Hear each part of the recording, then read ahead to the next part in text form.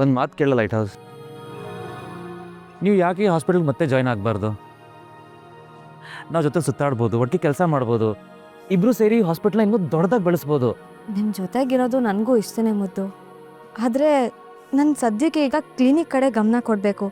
ನನಗೂ ಒಂದಷ್ಟು ಕನಸುಗಳಿದೆ, ಅದನ್ನು ಪೂರೈಸಬೇಕು. ಅದನ್ನು ಇಲ್ಲಿದ್ಕೊಂಡೇ ಮಾಡ್ಬೋದಲ್ಲ, ನಾನು ಜೊತೆಗೆ ನಿಂತ್ಕೋತೀನಿ.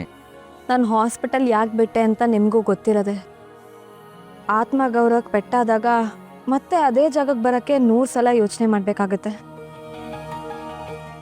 ಸಂಜೆ ಆಗಲಿ ಮಾವ ಆಗಲಿ ಇನ್ನೂ ನಮ್ಮ ಸಪೋರ್ಟಿವ್ ಆಗಿಲ್ಲ. ಈಗಷ್ಟೇ ಮನೇಲಿ ಕೆಲವೊಂದು ಪರಿಸ್ಥಿತಿ ಸರಿ ಹೋಗ್ತಿದೆ, ಅದ್ರ ಮಧ್ಯೆ ಯಾಕೆ ಸುಮ್ಮನೆ ಪ್ರಾಬ್ಲಮ್ ಮಾಡ್ಕೊಳ್ಳೋದಲ್ವಾ? ನೋಡಿ, ಅವ್ರು ಇರೋದೇ ಹಾಗೆ. ನಿಮಗೆ ಗೊತ್ತಿಲ್ದಿರೋದು ಏನಿದೆ ಹೇಳಿ? ಹಾಗಂತ ಬರೀ ಅವ್ರ ಕಾರಣಕ್ಕಷ್ಟೇ ದೂರ ಇದ್ದೀನಿ ಅಂತಲ್ಲ, ನನಗೂ ಒಂದಷ್ಟು ಗುರಿ ಇದೆ ಮುದ್ದು. ಅನಾಥಾಶ್ರಮ, ವೃದ್ಧಾಶ್ರಮಕ್ಕೆ ಹೋಗಿ ಫ್ರೀ ಮೆಡಿಕಲ್ ಕ್ಯಾಂಪ್ ಮಾಡಬೇಕು. ಸುಮ್ಮನೆ ಪ್ರಚಾರಕ್ಕೋ ನಾಮಕೋ ಹೊಸ್ತೆಗೋ ಅಲ್ಲ, ಅದರಿಂದ ನಿಜವಾಗ್ಲೂ ಅವ್ರಿಗೆ ಹೆಲ್ಪ್ ಆಗಬೇಕು. ಸ್ಲಮ್ಮಿಗೆ ಹೋಗಿ ಹೆಲ್ತ್ ಅವೇರ್ನೆಸ್ನ ಕ್ರಿಯೇಟ್ ಮಾಡಬೇಕು. ಅದರಲ್ಲೂ ಅಲ್ಲಿರೋ ಹೆಣ್ಮಕ್ಳಿಗೆ ತುಂಬ ಪ್ರಾಬ್ಲಮ್ಸ್ ಇದೆ. ತುಂಬ ಜನ ಹೆಣ್ಮಕ್ಳಿಗೆ ಆರೋಗ್ಯದ ಸಮಸ್ಯೆ ಬಗ್ಗೆ ಕನಿಷ್ಠ ನಾಲೆಡ್ಜ್ ಕೂಡ ಇಲ್ಲ, ಹೇಳ್ಕೊಡೋದಕ್ಕೆ ಧೈರ್ಯನೂ ಇಲ್ಲ. ಅಂಥವ್ರಿಗೆಲ್ಲ ಸ್ಪೆಷಲ್ ಕ್ಯಾಂಪ್ ಮಾಡಬೇಕು. ಜೈಲಲ್ಲಿರೋ ಕೈದಿಗಳಿಗೆ ಮಾನಸಿಕ ಆರೋಗ್ಯನ ಕಾಪಾಡ್ಕೊಳ್ಳೋಕ್ಕೆ ಜಾಗ್ರತೆ ಮೂಡಿಸ್ಬೇಕು.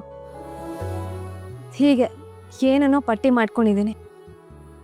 ಸಮಾಜದಲ್ಲಿ ಯಾರು ಅಸಹಾಯಕರು ಅವ್ರ ನೋವಿಗೆ ಡಾಕ್ಟರ್ಸ್ ಆಗಿ ನಾವು ಸ್ಪಂದಿಸ್ಬೇಕು, ಅದೇ ನನ್ನ ಗುರಿ. ಪ್ರೌಡ್ ಆಫ್ ಯು ಡಾಕ್ಟ್ರೇ. ಡಾಕ್ಟರ್ ಆದ ತಕ್ಷಣ ದುಡ್ಡು ಮಾಡೋದು ಹೇಗೆ, ಬಿಸ್ನೆಸ್ ಮಾಡೋದು ಹೇಗೆ ಅಂತ ಮನಸ್ಥಿತಿ ಮಧ್ಯೆ ನಿಜವಾಗ್ಲೂ ಸೇವೆ ಮಾಡಬೇಕು ಅಂತ ಅಂದ್ಕೊಂಡಿದ್ದೀರಲ್ಲ, ದ್ಯಾಟ್ಸ್ ಗ್ರೇಟ್. ಇದಕ್ಕೆಲ್ಲ ನೀವೇ ನಂಗೆ ಸ್ಫೂರ್ತಿ. ನಿಧಿ, ನಿಮ್ಮಂಥ ಡಾಕ್ಟರ್ ನಮ್ಮ ಹಾಸ್ಪಿಟಲ್ಗೆ ನಿಜವಾಗ್ಲೂ ಬೇಕಾಗಿದೆ. ನೋಡಿ, ನೀವು ನನ್ನ ಹೆಂಡತಿ ಅನ್ನೋ ಕಾರಣಕ್ಕೆ ಮತ್ತೆ ಬನ್ನಿ ಅಂತ ಇಲ್ಲ, ನಿಮಗಿರೋ ನಾಲೆಜ್, ಹೆಲ್ಪಿಂಗ್ ನೇಚರ್ ನೋಡಿ ಹೇಳ್ತಾ ಇದ್ದೀನಿ. ನಿಮ್ಮ ಕ್ಲಿನಿಕ್ನ ಇಲ್ಲೇ ಶಿಫ್ಟ್ ಮಾಡಿದ್ರೆ ಹೇಗೆ? ನನಗೂ ಇಲ್ಲಿ ಕೆಲಸ ಮಾಡೋದು ತುಂಬ ಇಷ್ಟ, ಅದ್ರ ಬಗ್ಗೆ ಯಾವ ಸಂದೇಹನೂ ಇಲ್ಲ. ಆದರೆ ಸದ್ಯಕ್ಕೆ ಬೇಡ. ಅದು ಅಲ್ಲದೆ ನನ್ನ ಕ್ಲಿನಿಕ್ ಈಗಷ್ಟೇ ಒಂದು ಹಂತಕ್ಕೆ ಬರ್ತಾ ಇದೆ, ಅದನ್ನು ಸಡನ್ನಾಗಿ ಕ್ಲೋಸ್ ಮಾಡೋದಕ್ಕೆ ನನಗೂ ಇಷ್ಟ ಇಲ್ಲ. ನೋಡೋಣ, ಇಲ್ಲಿಗೆ ಬರಬೇಕು ಅಂತ ಇದ್ರೆ ಅದನ್ನು ಯಾರ ಕೈಲೂ ತಪ್ಸಕ್ಕೆ ಸಾಧ್ಯ ಇಲ್ಲ. ಎಲ್ಲದಕ್ಕೂ ಸಮಯ ಅನ್ನೋದು ಬರಬೇಕಲ್ವಾ? ಸರಿ, ನಿಮ್ಮ ಇಷ್ಟ.